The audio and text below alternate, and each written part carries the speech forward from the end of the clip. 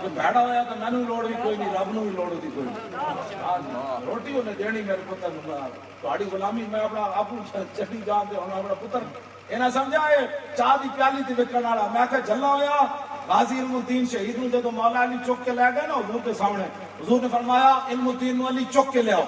بابا نواب دین جڑا سی نا پہرے دار، بعد وچ انہیں لاہور رنگ محل تقریر کی تھی جدوں غازی علم الدین دی شہادت ہو گئی، انہیں واقعہ دسیا۔ انہیں کہا ایک رات علم الدین کوٹھڑی جو غائب ہو گیا، ساری گھنٹیاں بج گئی، انہیں کہا علم الدین لگ گیا، کہندا ساڈیاں ٹنگاں کمن انگریزاں سانو ٹنگ دینا، گھنٹیاں کھڑا گئی، اسی ویکھی علم الدین کوئی نہیں، کہندا کدھر گیا علم الدین؟ باہروں ویکھی تالا بھی لگیا، دیوار بھی کوئی نہیں پھٹی ہوئی، کہندا کافی جدوں کا وقت گزر گیا ویکھیا تے علم الدین پھر کوٹھڑی وچ بیٹھا، کہنے لگا کتھے گیا سی؟ انہیں کہا کمینے باہروں تالا تسی لایا، میں کتے گئے؟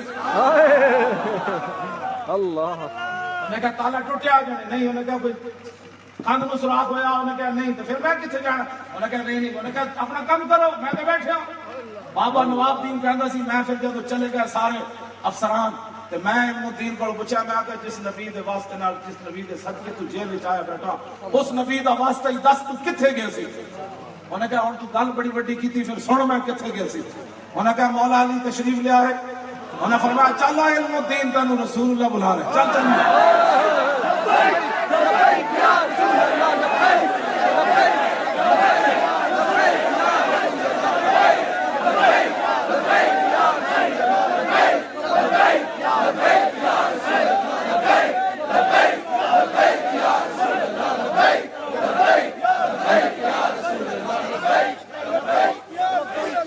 اقبال کا نا یہ جبر و کار نہیں، عشق و مستی ہے۔